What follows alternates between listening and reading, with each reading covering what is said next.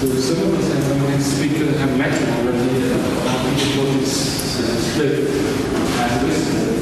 But now we meet again the speaker. I want to my probability to talk about. So one is the inability of YouTube to read itself.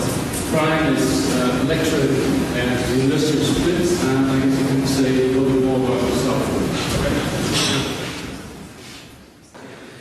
Okay.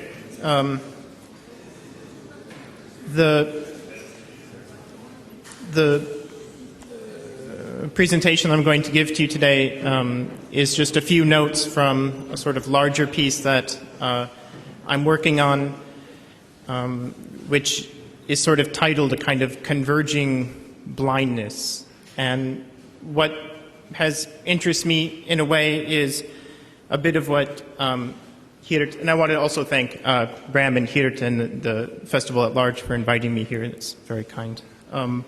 But he was talking about sort of ideas of some sort of disturbing trends that, in a way, with people posting themselves on YouTube and on Facebook and having people put up pictures of you on Facebook that you didn't choose, like, for example, a prom picture where you have a really bad haircut.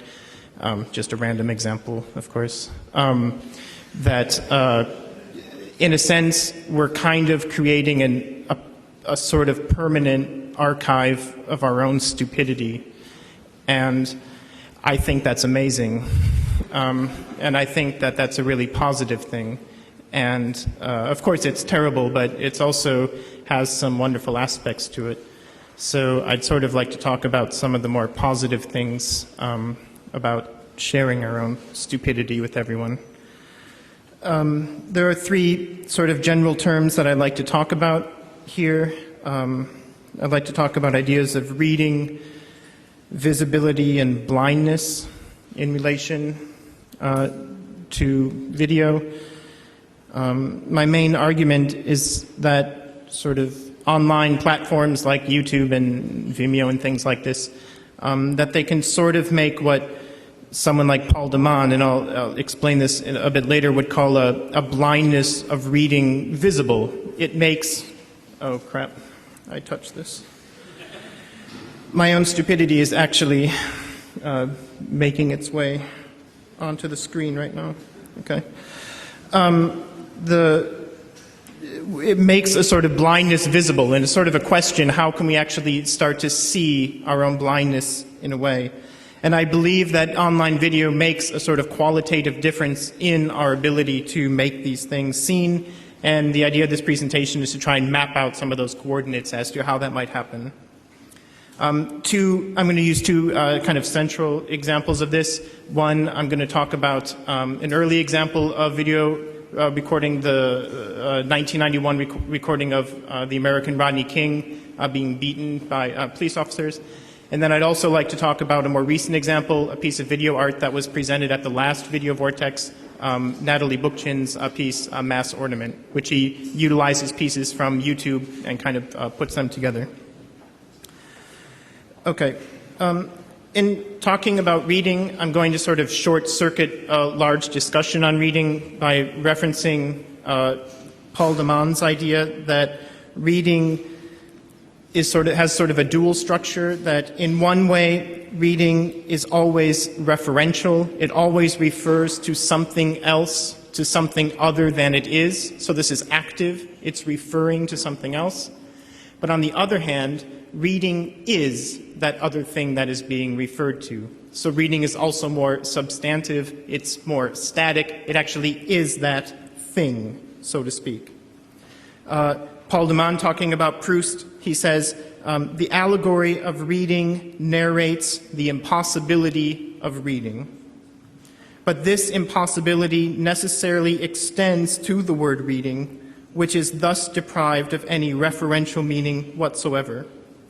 Everything in Proust's novel signifies something other than what it represents, be it love, consciousness, politics, art, sodomy, or gastronomy. It is always something else than is intended. So this is the sort of static quality. It can be shown that the most, this is Paul de Man still, it can be shown that the most adequate term to designate this something else is reading, with a capital R. But one must at the same time understand that this word bars access once and forever to a meaning that can never cease to call out for its understanding. So it's, again, active in the sense it bars access in a way. The problem with this is that if we talk about reading in a sense of always referring to something else and yet being that something else at the same time, we're kind of coming close to saying absolutely nothing at all. So what I'd like to do is actually talk about these two examples to try and show you what, in a sense, I'm sort of trying to talk about. So first of all, Rodney King. In March of 1991, George Holliday made a video recording of Rodney King being beaten by a number of, Rodney King is African American, being beaten by a number of white police officers. The eventual trial of these police officers, they were let free, so to speak, was sort of incited the 1992 LA riots. But the question of this video, and here I'm going to be referring to an article that Avital Ranel wrote on the King video. The issue of this video is the way that it showed how difficult it is to read video. One of the key scenes from this video was Rodney King was on the ground and he got up, yes? And the police officers attacked him after getting up because they interpreted this act as aggressive. So this video was actually used in court. It went through a sort of frame-by-frame analysis. It was shown ad nauseum on television, and yet no one could read the scene. A decision couldn't be made as to whether this act was aggressive or not. So in some way, having this video being shown on television started to foreground ways that television itself, that video is difficult to read, and television itself, in a way, is also, say, difficult to read. What this video was doing was bringing the sort of blindness of reading into light, was making this blindness visible in a way. Avital Ranel, who wrote about this, discusses the way that, that what the King video showed was that it could not be read. The King video, it was recorded, but and yet it wasn't communicating in some way. Yes? And Ranel says that I'm not saying that video in this way is sort of the truth of television, nor its essence. Rather, video is what is watching television. It is the place of the testimonial that cannot speak with referential assurance, but does assert the truth of what it says.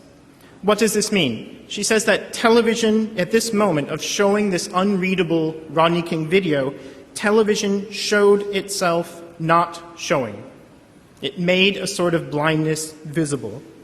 And at that, this is Ranel again, television became the closed, knotted eye of blindness. Although Rodney King actually, he's still around because of issues with alcohol and things like this. He was a repeating member of VH1's Celebrity Rehab, and also made it to the spin-off first season of Sober House in this way. So he's still, in a way, not being read. And you can also argue, I mean, the reason Rodney King was a target is in a sense that he was referring to something else than he was. He was referring to, oh, I'm being stupid again. Sorry for that. I know that sounds more, that looks more interesting than what I'm talking about, but I don't know. And then you're like, how is he going to get to that picture from here? It's like Rodney King and then those girls. So maybe I'm doing it on purpose, actually. You'll never know. No,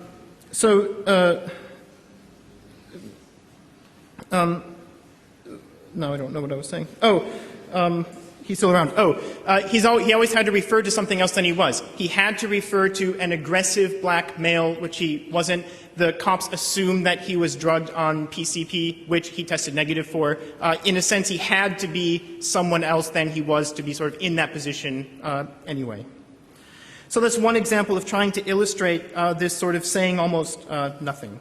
The second example I'd like to talk about is this video by Natalie Bookchin, this mass ornament. What I'd like to do is sort of introduce this video, and then I thought I'll show it to you. It's like 7 minutes and 10 seconds or something. So I'll show it to you here. It was shown at the last Video Vortex, and then it will sort of give a context what I'm talking about, and then if you want to disagree with me, then you'll have the material to disagree with me or whatever.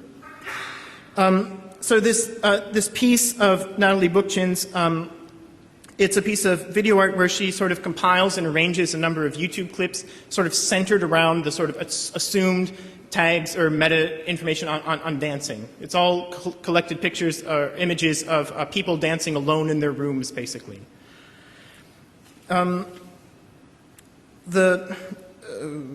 I don't know.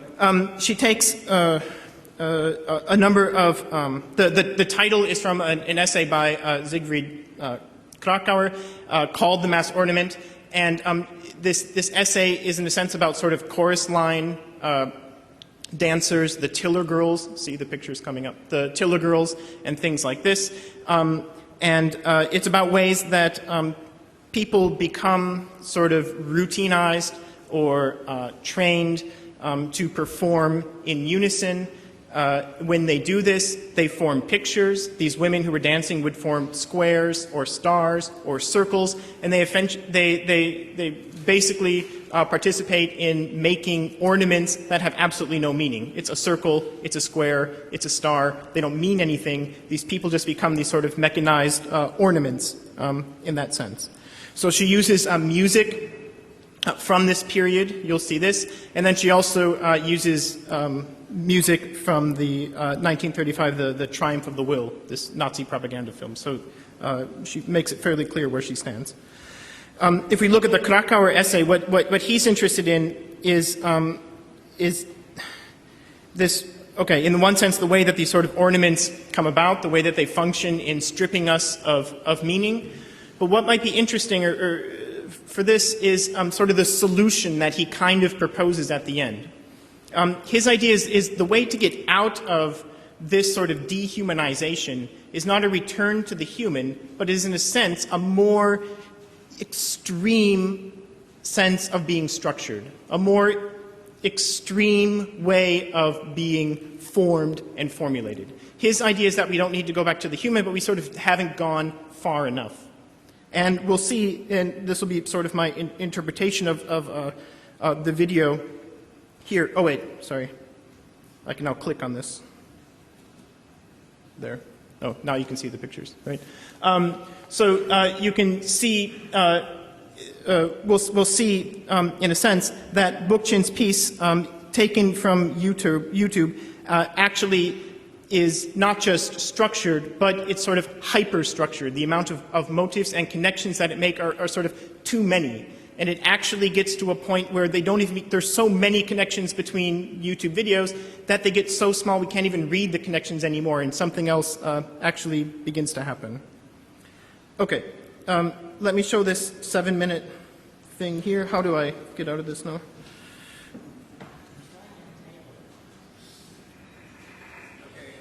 Okay, this is the, oh, wait, sorry. Pause it, yeah. One thing just to make sure. Okay, I'm showing this piece, but this is not really the piece. What I mean is that Bookchin, as an artist, she's very conscious of the way her pieces are shown. She wants them, they're meant to be shown in HD, they're meant to be shown with 5.1 sound, and if they're not shown in that way, you're not seeing her piece. She calls it, she says you're seeing documentation. Yes, so I'd like to be very clear about this before I show this, that you are not seeing, yes, sorry. Okay. It was on YouTube, but then we had this sort of copyright issue that we were talking about here. It wasn't removed, but because of the music was taken off. So now it's on Vimeo. Yes, so you can, this is just the copy I whatever skimmed from there. Okay, so it's not like the great quality, but just so you can see what I'm talking about. Okay, sorry.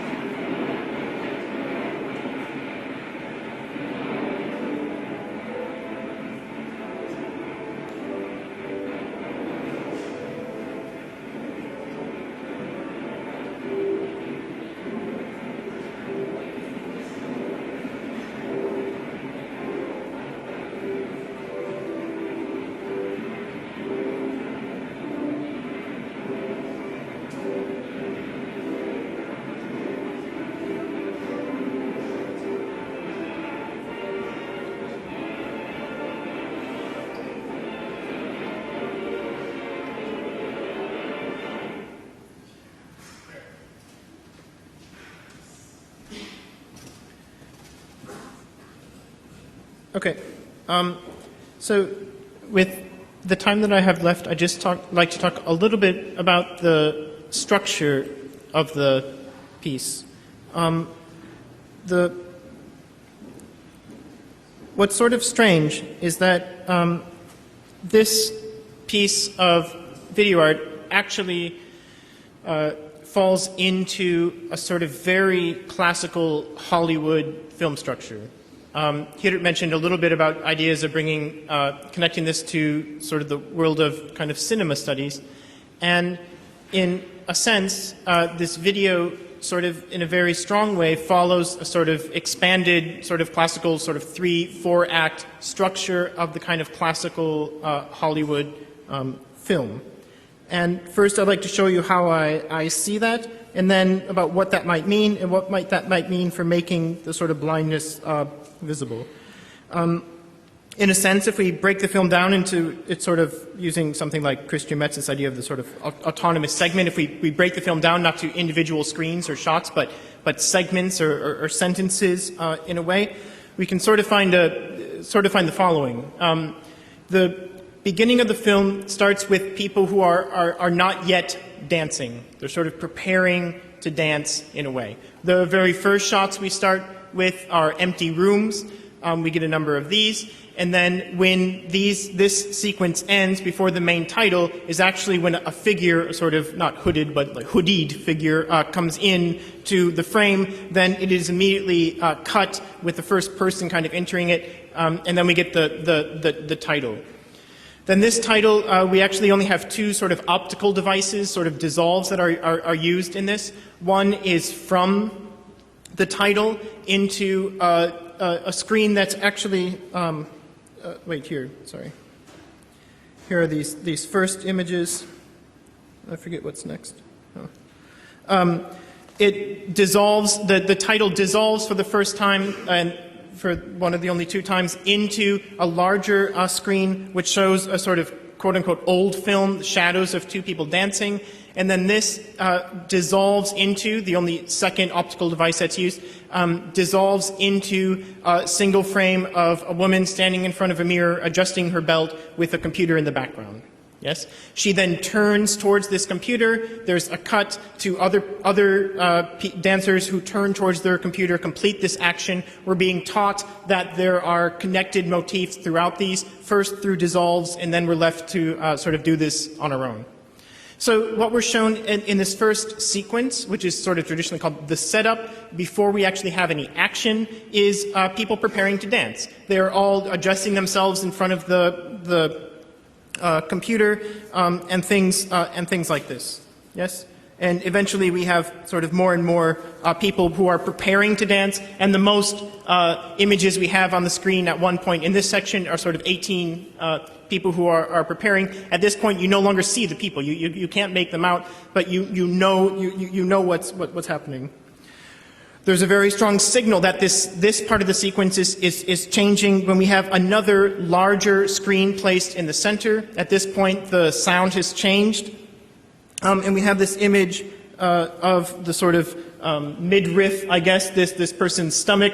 And then behind it, we have a television, which I guess is the pantied bottom of someone dancing on the screen. It sounds so dirty when I say it like that. I don't know why.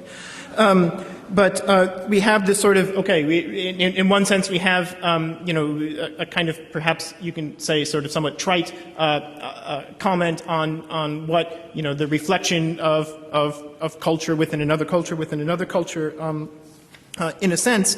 But perhaps it also brings us back to sort of Ronell's idea of the relationship between television and video in a way. So the way that video is starting to make some of these sort of blind connections between videos visible. Here, blind connections between sort of either midriffs or turning on the computer, or things that weren't necessarily meant to be seen in a way, perhaps.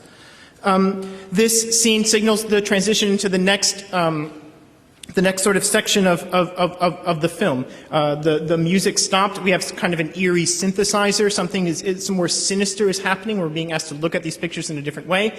And then this lullaby for Broadway, this sort of, I almost sang for you, sorry. Broadway tune comes back, although it's not so playful this time. Now we're being asked to look at it in a sort of slightly more a critical manner. And this is sort of, what can I say? This is sort of a complicating action where we're actually, after this scene, we're going to get the first people actually dancing. Yes, the movie's going to sort of begin. Then this is the second act, which in a more contemporary structure is actually divided into two parts. We have the complicating action and then something called the development, where this action is being developed. And this is this other kind of mirroring scene of this kind of headless sort of woman, not with the television behind her, but with a portrait in this sense, who then, of course, becomes sort of three other people with three other pictures in this sense.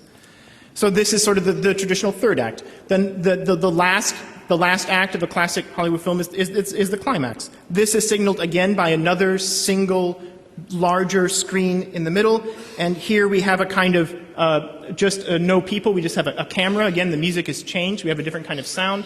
This is, I don't know, maybe I can't identify what video it is on the screen. Maybe some of you do, but it's a YouTube video. We don't know what.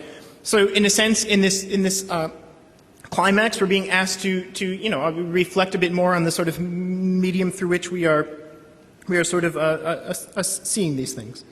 Now, what's strange about this is that someone like a film theorist like David Bordwell, for example, would argue that this sort of classical structure is not abandoned in newer sort of postmodern films and things like this. What makes a film go beyond the classical structure is not an abandonment of that structure, but sort of a hyper-structured, of using that structure in an even more structured manner, something he calls intensified continuity, in a way.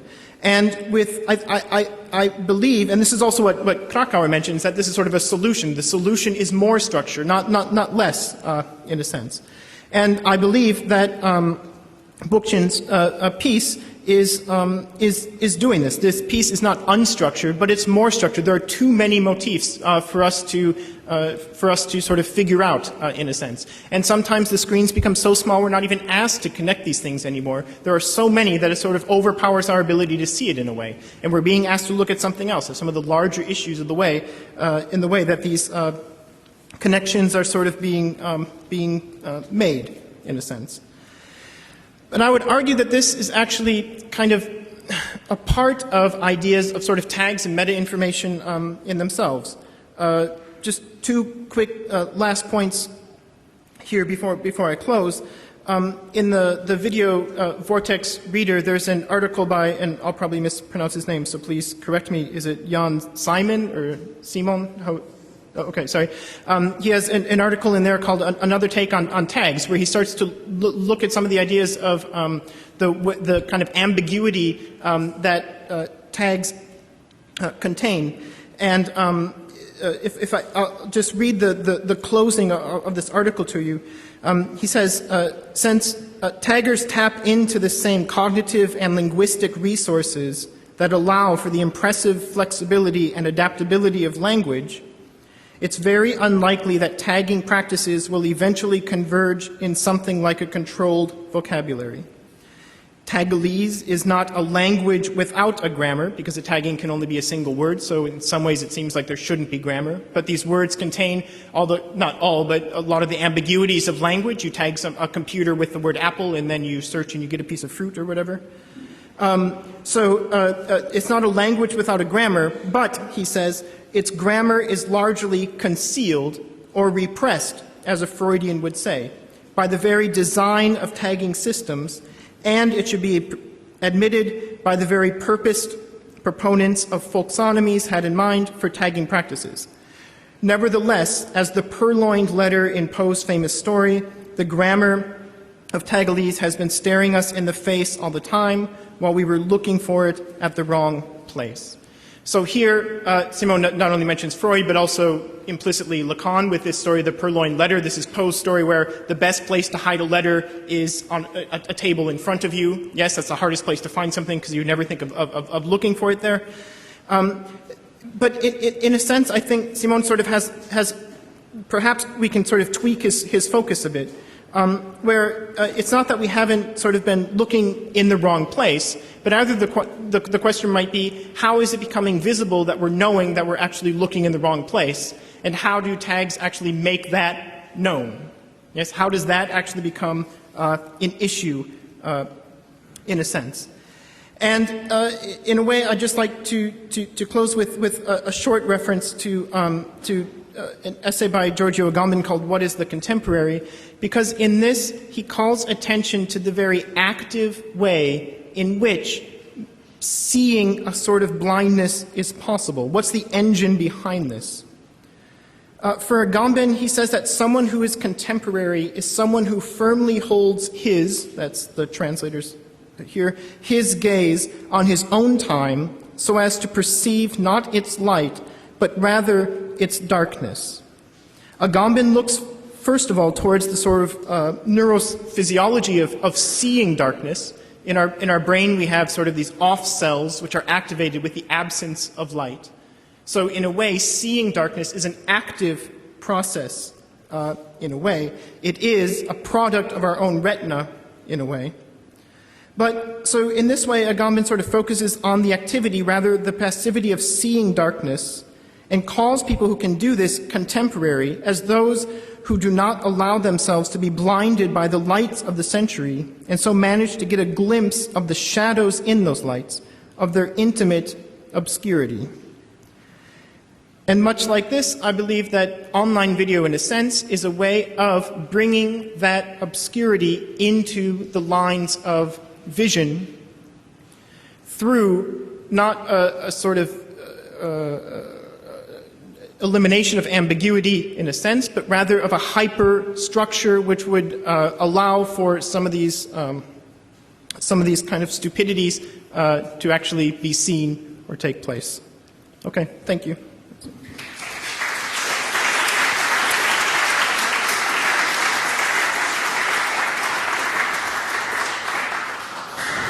Thank you very much, Brian. I open the round for questions from the audience. If you have questions,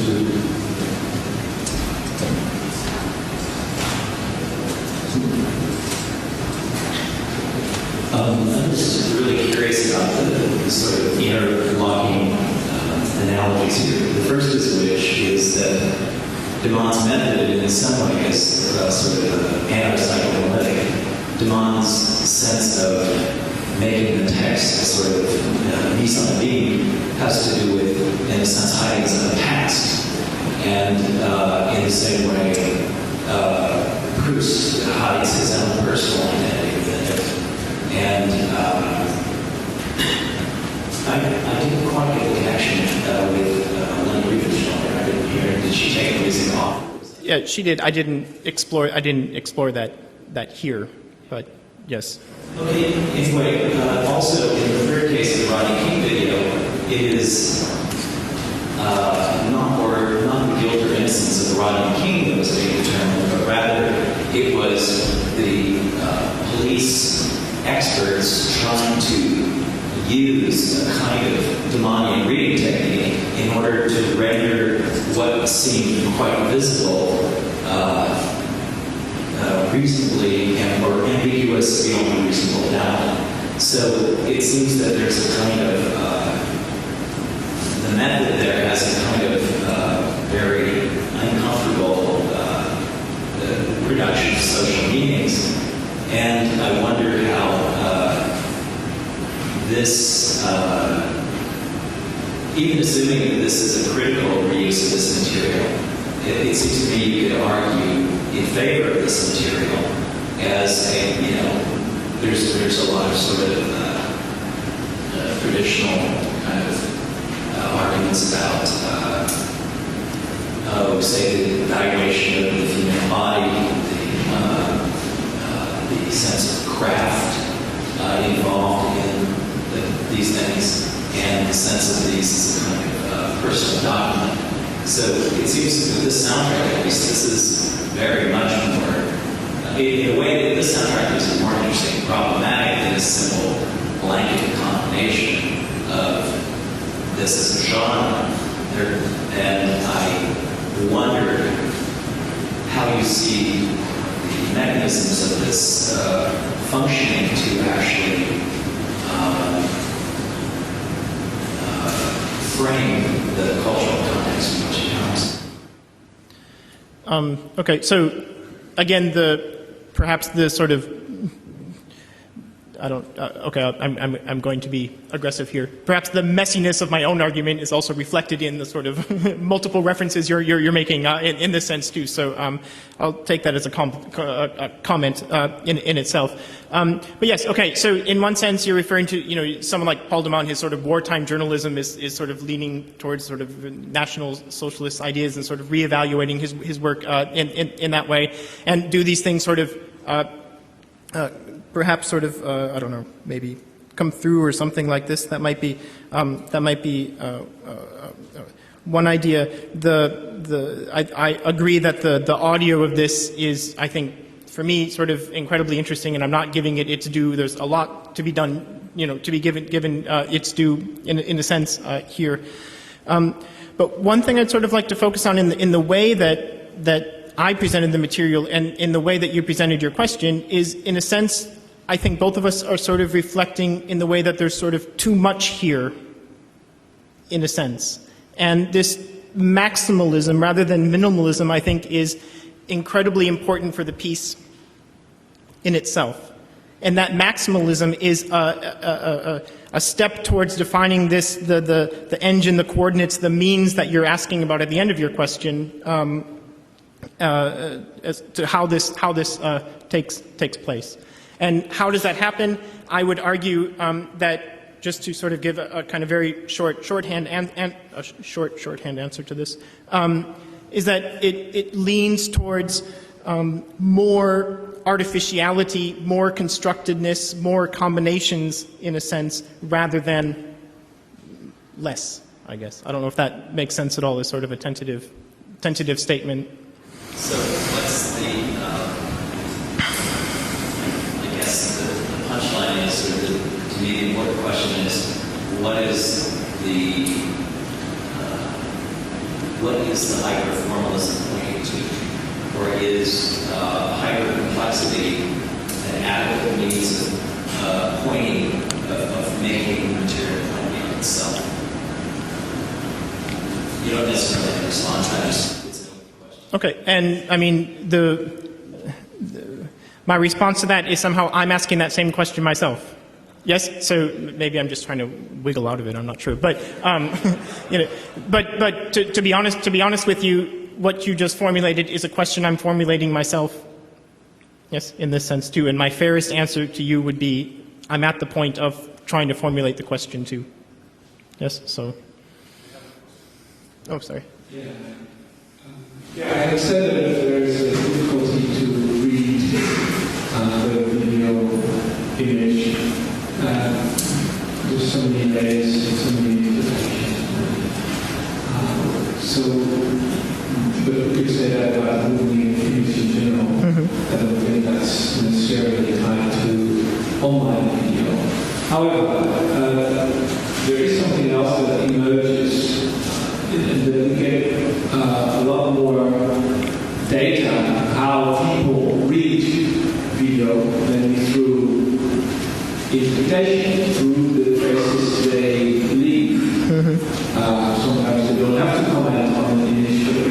We still can find out a lot, despite all that, about how long they stay there, where they go from that particular video fragment, and so on. Then there's, in fact, we get to know so much more about, let's say, a wider culture of interpretation, or what I call comment culture.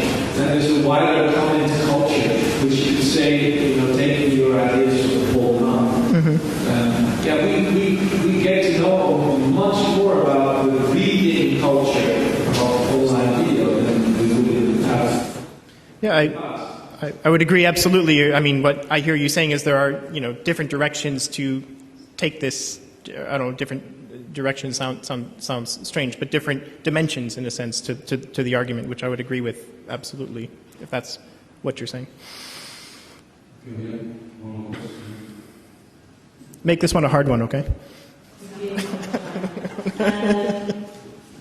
I had actually an impression when watching the second video that there was really a big dissonance between the images, which were very rich, challenging, and then the soundtrack, which was, for me, a big domestifying effect. Right. It was like flattening and making a really thick gloss or something that we could all relate to a very, serious class.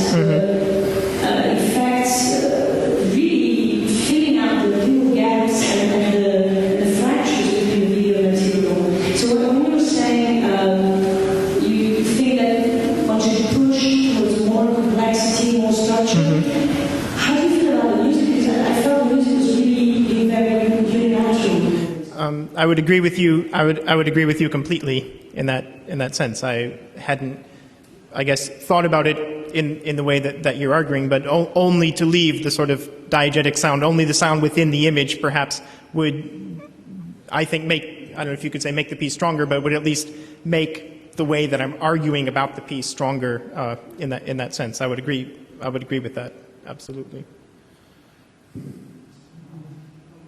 I'm struck by the way you move across these different media. You began with the money idea of blindness, which is really textual reading, and then on to visual image and broadcast image, and then on to shared video together and media. All that goes to the theme of blindness. So I guess what I ask simply is, what do you have something to do about blindness as it moves through different media? Okay. Right. Yeah, that's a absolutely fair and important question for this, and changing domains or changing media should never be it should be foregrounded in that sense. What are the differences with that? And I guess the sort of short answer I would say to that is I do believe that something like online video would make a sort of a qualitative difference in the way that some of these ideas of blindness and things which are taken from a textual analysis are actually are actually made visible. It's something that becomes incredibly common and not something that has to be sort of rooted out or mined in some difficult way. I would think that, to me, online video would have a difference in that sense. I would argue that difference comes about through this sort of hyperstructuring, in a sense, and I guess I would leave it at that for now. There's a little bit of emotional film that is taking over in the mediation that you come to know the media, specific qualities of the medium once it becomes less. So that the mind idea of reading might become possible in the age of video. So in the age of video, we don't learn something about video, we learn something about reading. Then in the age of YouTube, shared video, and so on, really what's at stake is understanding what television is about. And when we can get idea of blindness, or is blind somehow in this contemporary situation, what we get aware of the way that happens. Maybe I just unintentionally gave a presentation about radio or something. I mean, yes, I mean, yeah. Okay, thank you.